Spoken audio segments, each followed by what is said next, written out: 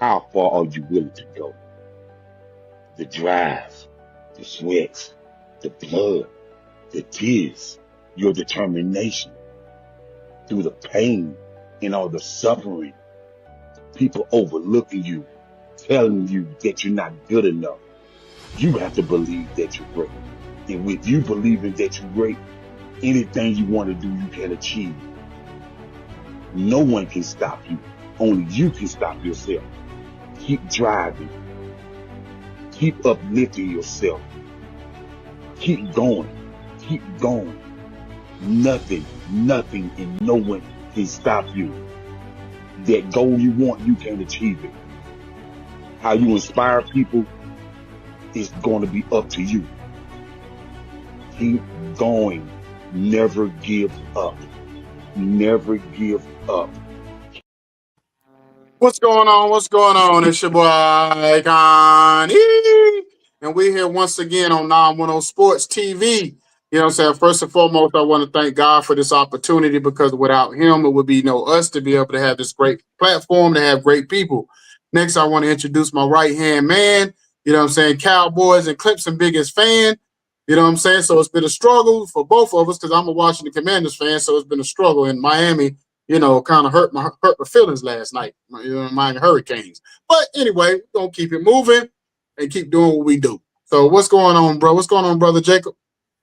Nothing much, man. Ready to get into this great interview, man. Another blessed day, another fabulous episode that we about to have, man, and with another phenomenal coach that's mentoring and shaping young men into productive citizens of society. All right. Well, let's go ahead and get into it. Go ahead and introduce this coach so we can get this thing started. I'm gonna let the coach the privilege of introducing himself. So, coach, tell the audience who you are.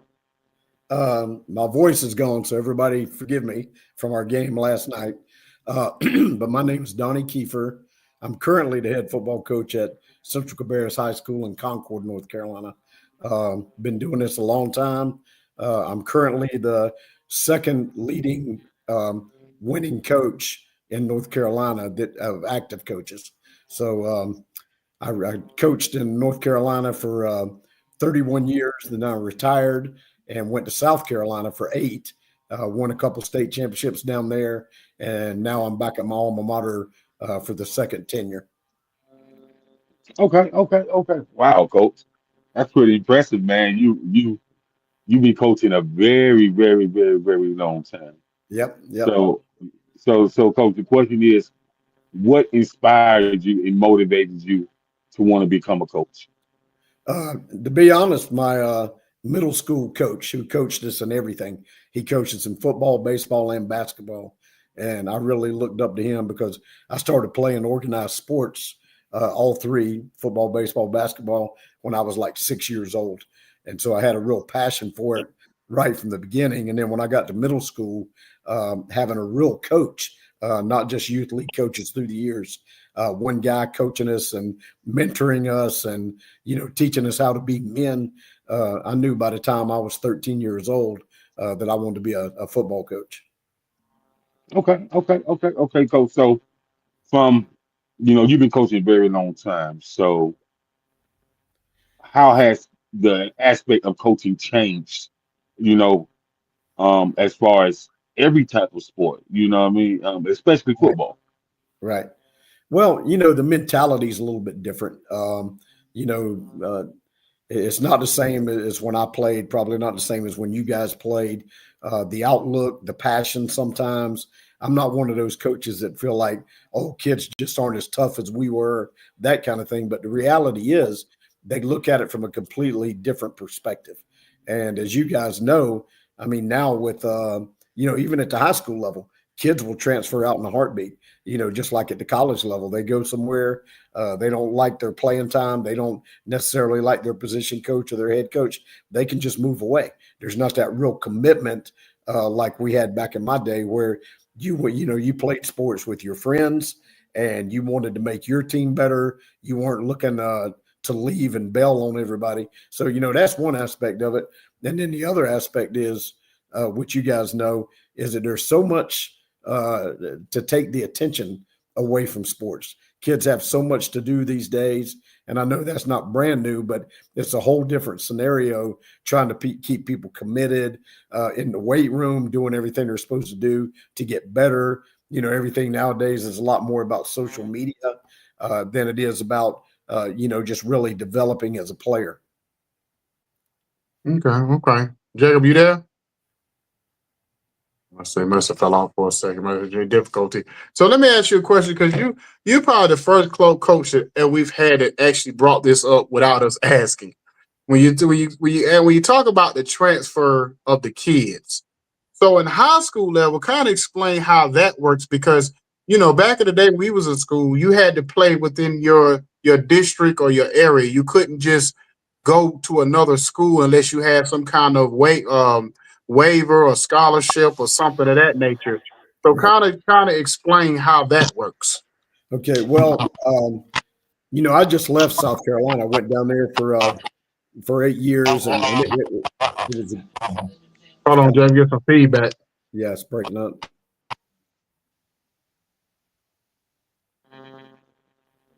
It's Okay. good now? Yeah, Okay. go ahead. Yeah, go ahead, Coach. Okay. Sorry. So in South Carolina, beginning this year, actually last spring, they have a one-time transfer free of any kind of commitment. So you can go to any high school you want to in South Carolina one time. You can't do, transfer again and again and again like that, but you don't have to live in that school district. You don't have any kind of, like in North Carolina, if you transfer like in the middle of a school year or something like that, you have to sit out 365 days, that kind of deal. But down there, they can transfer anytime they want to. But people have been getting around that for a long time because especially, number one, if you're not a homeowner, then all you got to do is go rent another place in a different district. So that's easy. If you are a homeowner, and I've known people to do this through the years, they'll go and rent a home in another district and live there 2 or 3 days out of the week so they can claim that as their home address and they can move their child legitimately. I say that with air quotes, but so there's different ways that people can get around it, and it makes it tough on coaches today because I'm not the type, because I'm from the old school. Obviously, I'm not the type that's always going to try to appease somebody and always try to make them, that you want to be here, you don't want to be anywhere else. I want them to be committed. I want them to be willing to develop as men as well as players. And I know for you guys, this is a ministry. I've always felt like coaching for me is my ministry, and I take it very seriously. Obviously, I like winning. Like I said, I'm close to 300 wins now, and that's one of my goals. And I've got some state championships, but that's not nearly as important as helping young men go on and be something, become somebody, and teach them how to live their lives the way that will be pleasing to them and the way that will make them successful. And I think just jumping around, wherever the grass is greener, I don't think that teaches any good lessons whatsoever. Okay, before I throw it back to Jacob real quick, I want to do a follow-up on that. So what's the number one, or the maybe one or two reasons why you seen the kids transfer? What's their excuse or reasoning for transferring?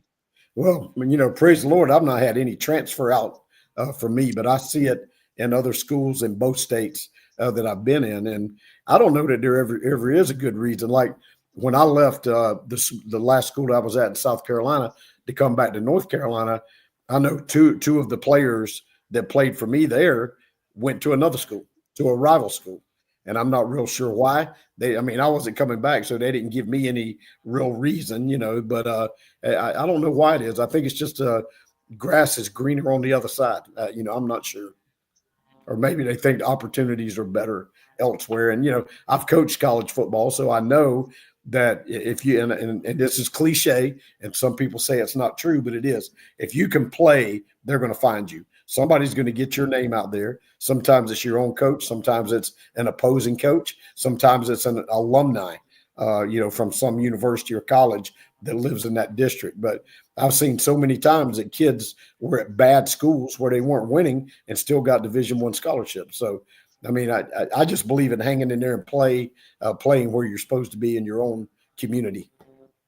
Okay, go ahead. You jump back in, Jacob.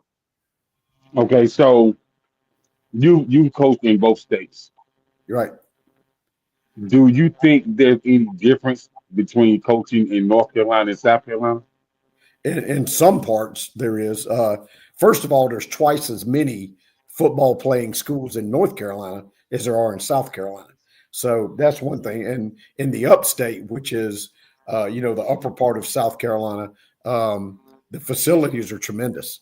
Maybe not the level of Texas, but there's some great stadiums, great weight rooms, great athletic facilities all around. And they're pocketed throughout the state of South Carolina as well.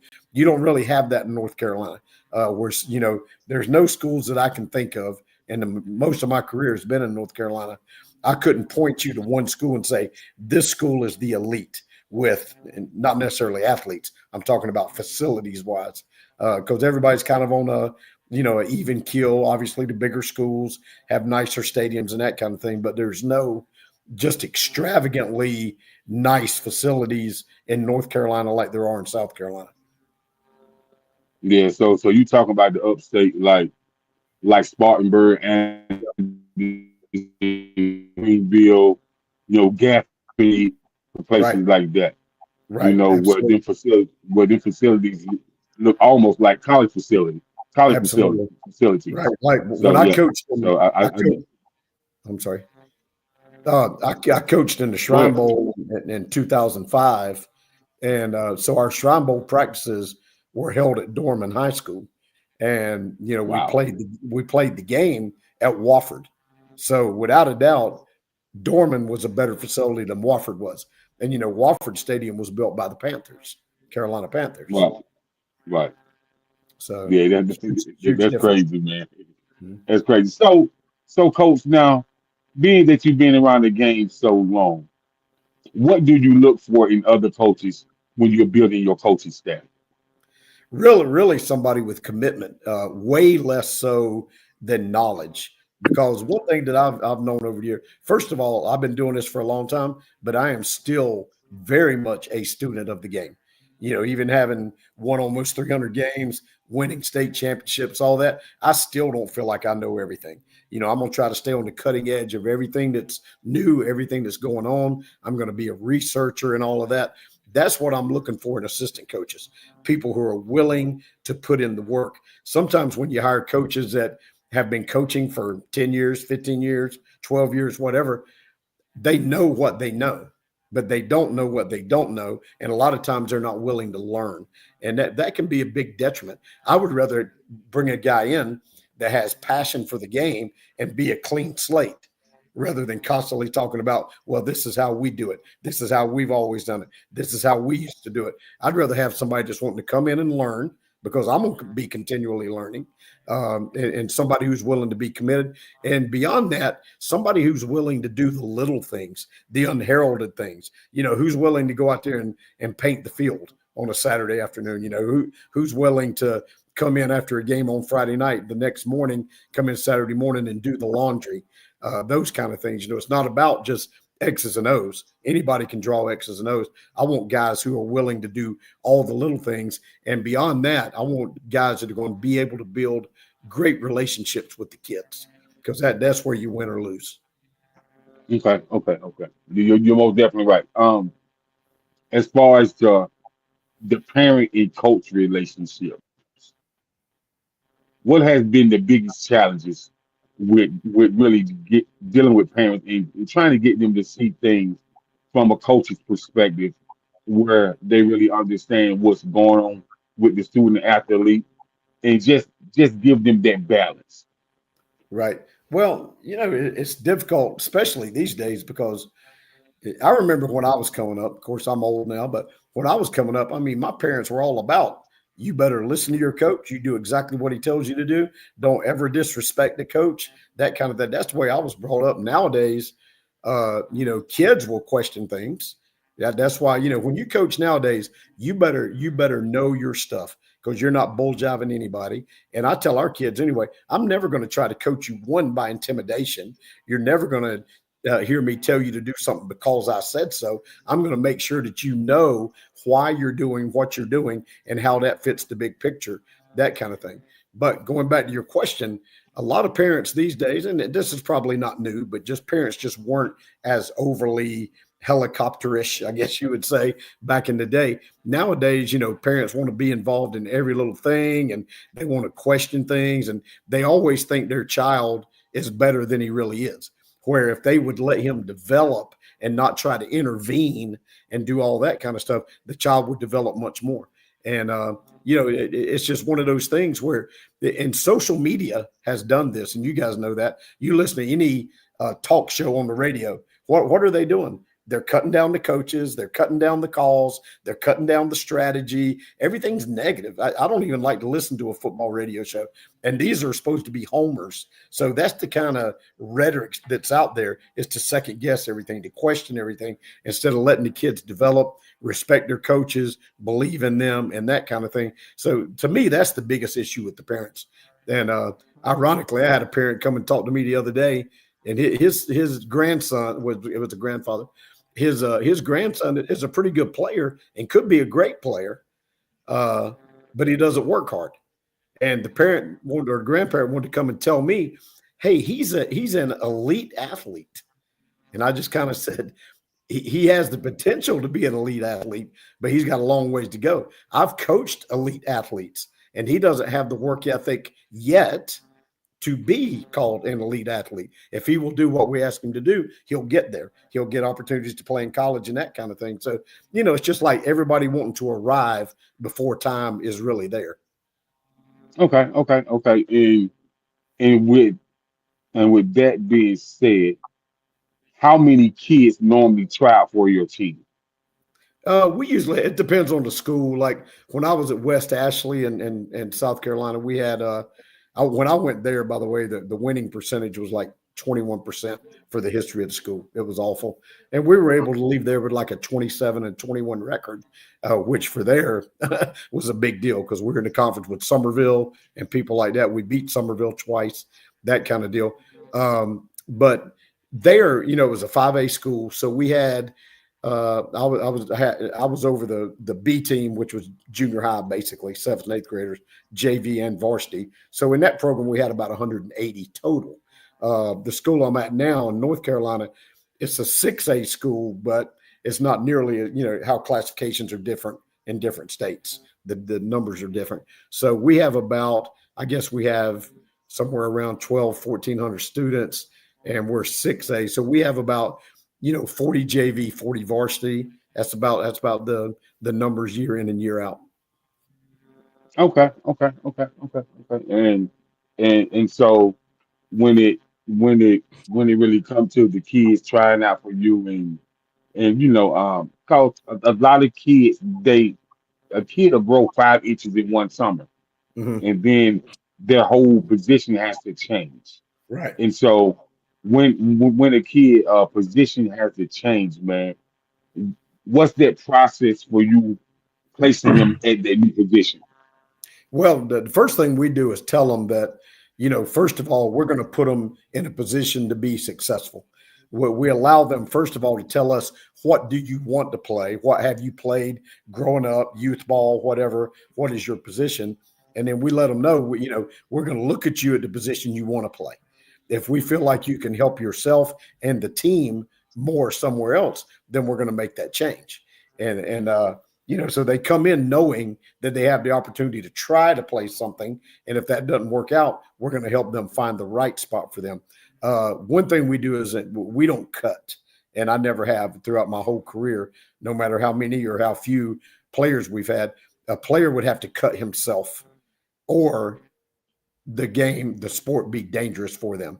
If it was a kid who couldn't protect himself, or he was just too small and it was dangerous for him, or the kid was like very passive and didn't know how to take a hit or deliver a hit, we might talk to him about maybe, hey, this might not be for you.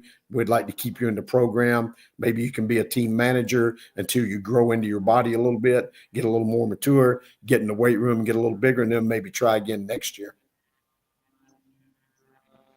Okay, okay. Turn over you. Okay, so Coach, let me ask you a question, because like I told you before the interview started, we've had a few Hall of Fame coaches on, and you got a very successful record. You got almost 300 wins, 2 state championships. So, coaches, just tell me this: what keeps you in high school? Because you pretty much accomplished everything. So, in the mind of a coach, you Hall of Fame coaches, what Mhm. keeps you in high school? Because a lot of coaches, aspire to be on the college or the pro level. So, what keeps you there?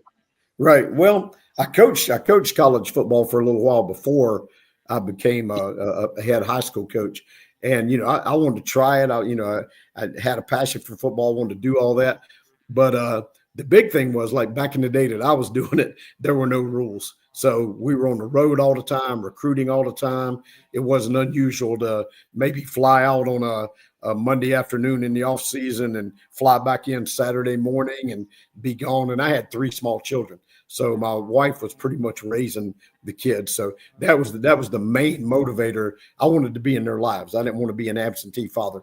I wanted to be there and not put it all on her. And so that's why I said, well, I need to look into being a high school head coach, because I'm going to be putting in still probably the same amount of hours, but I'm going to be in the same town every night. I'm not going to be flying all over the country and that kind of thing. And, Okay, so I'm sorry. okay, go ahead, finish up. Oh, I was going to say the other thing is, like, I just feel like you have so much more impact on kids when you're getting them as a 14-year-old, and you get to shape them from the time they're 14 to 18. When you're coaching college, I mean, it's a business. We all know that. And they come in and it's all about business. And you're not really speaking into their lives and in many ways the same way you can with a young kid when he's still in his formative years, that kind of thing. So I just feel like it has more impact. Like I said, I see my job in my career as a ministry. And, I feel like that's what I'm called to do. Well, it's funny because the coach last week, he said the one thing how you'll know how good of a coach you are and how impact you have on these kids is how many weddings and celebratory things that you get invited to once they leave. Absolutely. so, but I'm gonna ask you this. So, and Jacob probably can attest to this too. This year, we've seen a lot of bonehead situations, even on the pro level. We've seen back-to-back weekends where a player run into the end zone, dropped the ball right at the one, and got it called back for a touchback. We seen Jalen Carter with the Jalen Carter first game of the season spit on Dak Prescott. Right. We seen I forgot the player last week made so I forgot the thing he did, got suspended by his team, um, or whatever. So we've seen all these bonehead plays over the last few weeks of this in this season. So for you, when your player get a personal foul, or if they get, what's the difference between a personal foul from them being aggressive or just playing hard and they just make a mistake, and making a bonehead mistake that just basically you just like, what was you thinking type mistake? Yeah, absolutely. I mean, to us, that's just unacceptable. And showboating, trash talking, trying to bring attention to yourself all the time, even if they're not getting penalized for it. I just don't tolerate that. I hate that. I want you to play like you've been there before. Everything is not all about you. It's still a team sport at the end of the day. We're going to celebrate you as a good player, and you should be celebrated, but it's always going to be team first. We're not going to tolerate anything that brings shame to the team or brings humiliation to the team or puts us in a bad light to look like, those guys are trash, man. They play dirty. They do this, they do that. I never want one of my teams to be looked at that way. Okay, so what is your punishment? Is it laps in the next practice? Is it what is usually what some of your couple of your go-to punishments? Well, it can be anything. It can be anything from gassers to, multiple mini up downs to being suspended. I've suspended kids for a quarter. I've suspended kids for a half. I've suspended them for a game. So just, all depends on the severity of it and, what was the circumstances, all that kind of stuff. One thing that kids always want to say is, well, he did this to me. That guy from the other team, he punched me at the bottom of the pile, or he called me a name, or something like that, or he came up and pushed me. And I've always just said, forget that. You got on equipment. Somebody punches you or hits you, all they're going to do is break their hand if they hit you in the face mask. Just walk away. Don't be part of it, because you're going to get ejected just like they are. Okay. So what's been the worst thing the kid ever did in game that you had to suspend them for a game or quarter? What's the worst egregious situation that's ever happened? I think the same school that I won the state championships at, um, we had some kids got in a scuffle on the field, were fighting, and then some more tried to run onto the field. And, of course, we're trying to keep them back because if you empty the bench, you can get kicked out of the playoffs or anything else. So, we're like getting back, get back, get back. And I had a couple or 3 or 4 guys actually that just weren't listening to the coaches, were struggling to get away, try to get on the field. So we suspended all of them for the rest of the year. And, and they were good players. They were Yeah. they were producers. They were our best offensive guys. Okay.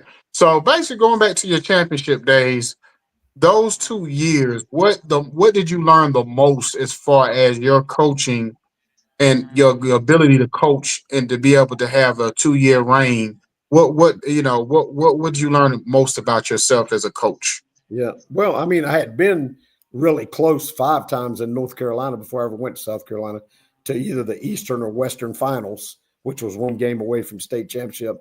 Some of those were real close losses, like 13-12, and just so we were right on the precipice several times.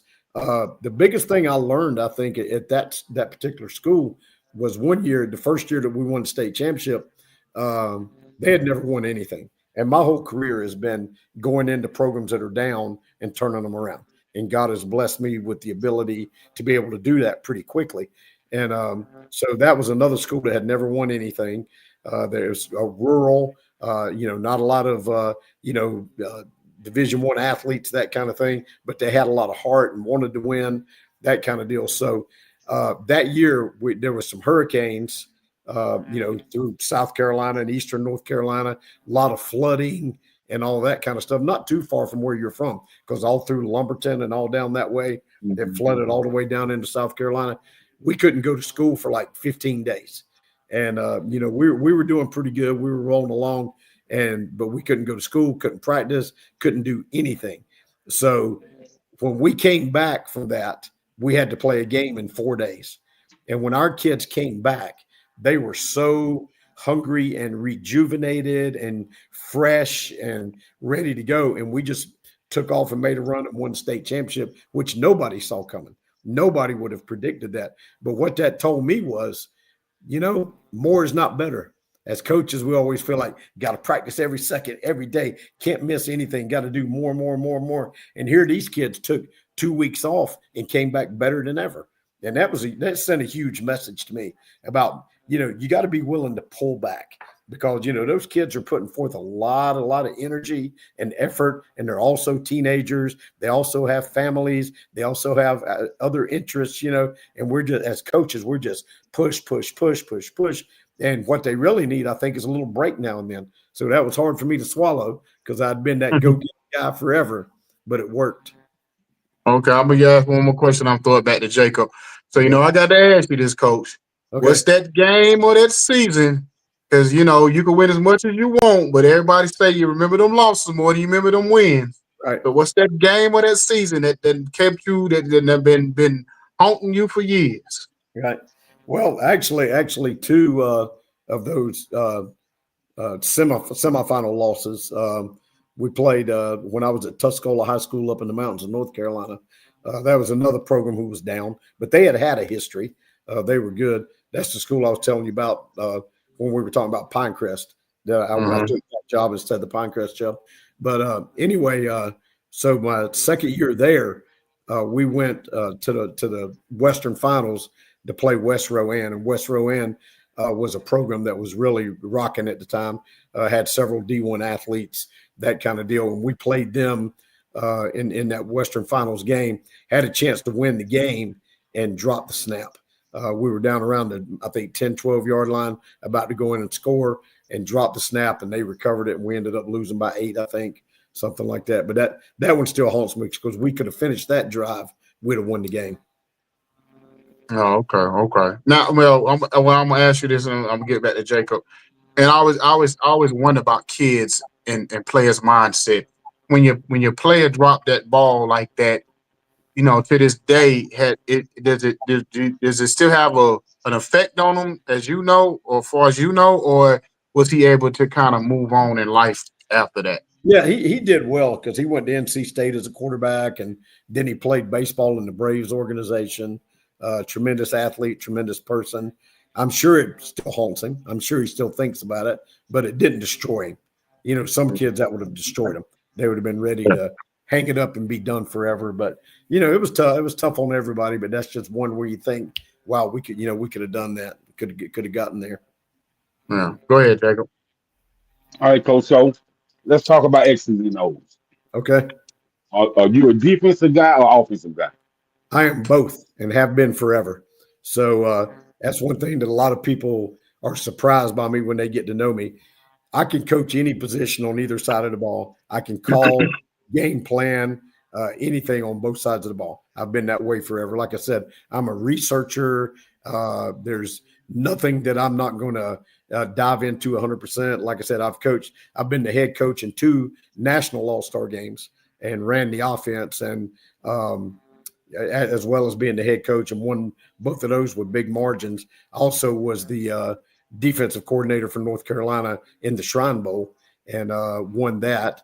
So I've just been that way just forever. I like both sides of the ball. I understand both sides of the ball. I like the challenge of scheming against the other side.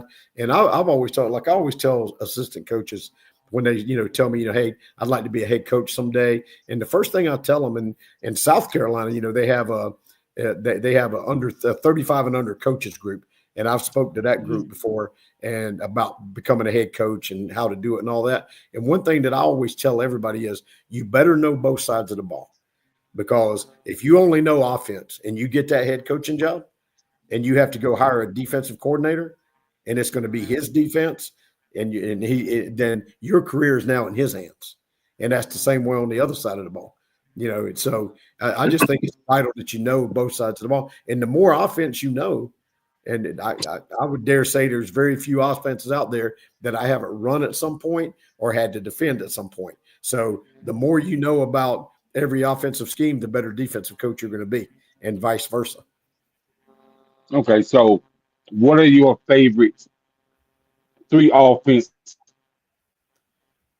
I like spread to run, and I like 12 personnel stuff. I like using 2 tight ends, either attached or detached, with multiple, multiple formations, that kind of thing out of that same 12 personnel. That gives a defense a really tough time.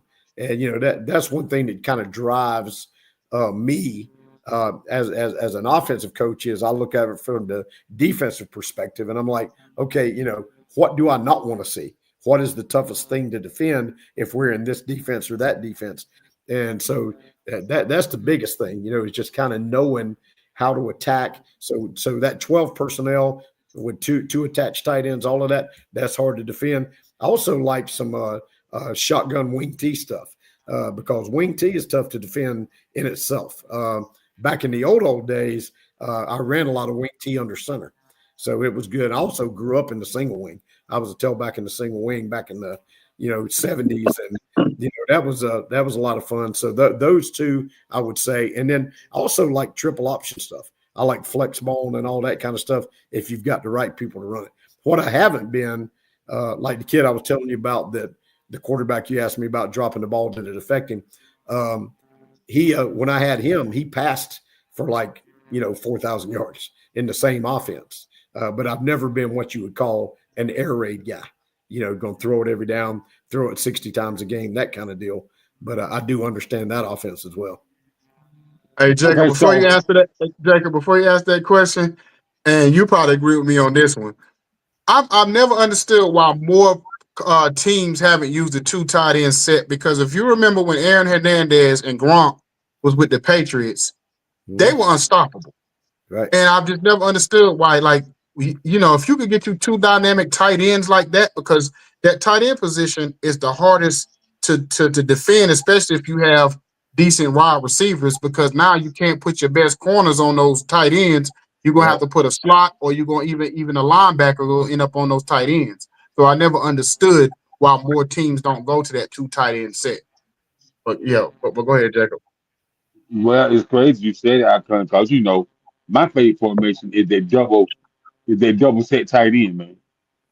Is like you said, when it comes to if you got two solid tight ends and you got solid receivers and you have that rotating backfield, maybe like a three rotation backfield, you are going to be very hard to stop. And so, like you said, I don't think a lot of people pay attention, but that's unstoppable. And and so, coach, now we're gonna go to the defensive side of the ball. Okay.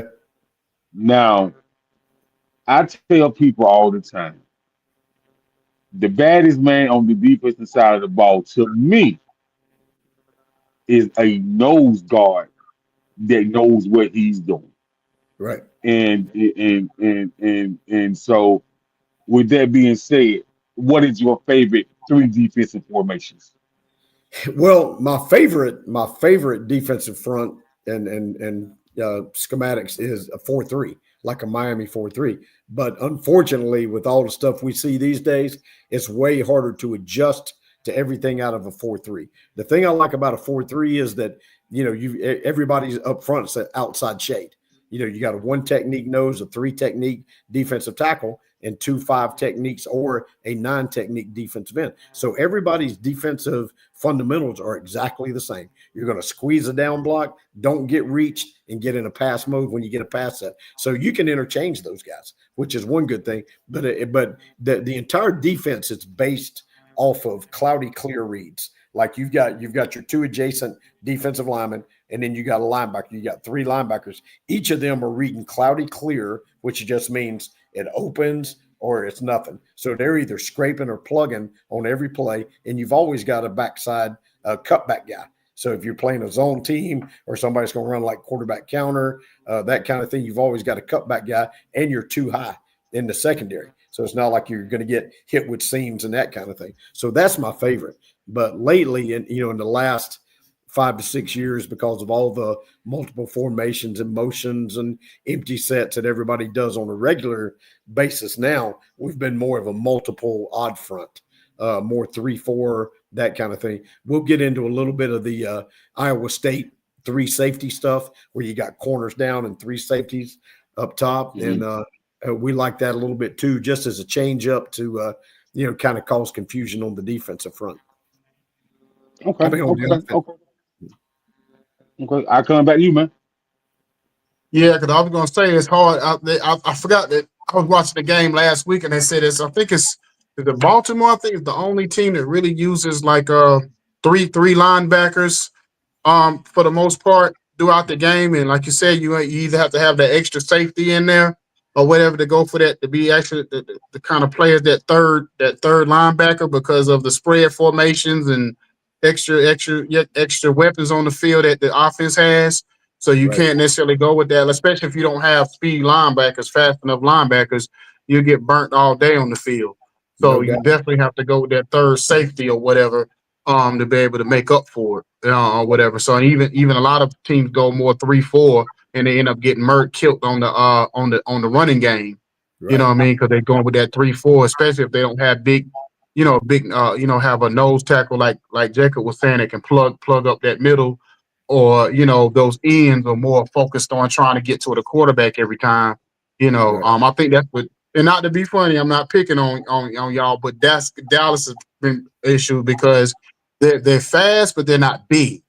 So if they get out of position, that's what hurts them, because they're more focused on speed and not size and bulk, like maybe like how Tampa has a big boy up in the middle, Vita Vea, you know what I mean, things of that nature. So basically, Coach, at this point, you saying you won a couple of championships, you're going for that 300. What's end up like at the end of the day, like your ultimate goal, like your ultimate thing that you that pushes you every day to be for your programs and what you like to see? Is it more of the, or is it more the graduation rate? Is it and I know it's a graduation rate, but on the field, what's like the things that you kind of focus on to keep the train running? Yeah, it's kind of a, a combination of things. My biggest driver is to do right by the kids. I want them to have a great experience. I want them to learn how to be winners in life, not just winners on the field. And I think that's what drives me the most, because I like the relationships with the kids. And I'm the kind of coach, like, I'm not buddy, but I'm very friendly with them, and very, like, we have great relationships, but it's never going to be a situation where I'm turning my head the other way if they're not doing the right thing. I'm going to coach them hard. We don't allow any profanity in our program whatsoever. That's coaches, players, everybody. We're going to talk to you like an adult and respect you, but we're going to demand that same respect in return. And I've found over the years that if you treat kids with respect and you're not trying to humiliate them, intimidate them, talk down to them, they're going to respect you. They can't help but respect you back. They're not going to, just like we know in the home, kids they're going to mirror what they're around all the time. If they're in a family where their mom and dad are cussing them out all the time and yelling at them all the time, that's who they're going to be, because it's a learned response. If you can treat people with respect, like we do in our program, then they're going to be respectful in turn. And that doesn't mean that no kid's ever going to show disrespect or have an attitude or something like that. But for the most part, we just don't have that. We have good kids that know how to turn it on and off, and they can be brutal on the field, but they can be gentlemen when they're not on the field. Okay, so I got one last question. I know the coach that was on here last week, he had one rival school. I can't remember the school, but he had one rival school that he's saying that he had a hard time beating. So what's your thorn in your side school that either you haven't beaten as much or hadn't beaten at all yet? I don't really have one that I can think of that we just haven't had success against ever. It might not be every year, but pretty much we've been able to, hold our own. And like I said, Summerville in South Carolina, they're a storied program. John McKissick was there and won over 600 games, the most in the nation, that kind of thing. And they're always a powerhouse. And, we beat them when we were at the school that I was at in Charleston. We didn't have those kind of athletes. We didn't have, that kind of coaching staff, that kind of facilities and stuff. But because of what we instilled in our kids, we were able to beat them. So, but there's nobody that I can think of that I can just say, wow, we just can't get over the hump with them. So, okay. One more question. Okay. Who's been the biggest star to ever come out of any of your programs? Gosh, that's tough. I'd say probably Tremaine Goddard. Tremaine's like a third son to me, and we just talked the other day. He's getting married, and he called me excited to tell me about it. And but Tremaine played at University of North Carolina and was a three-time All-American, All ACC multiple times, National Player of the Year. National Player of the Week on several occasions, that kind of thing.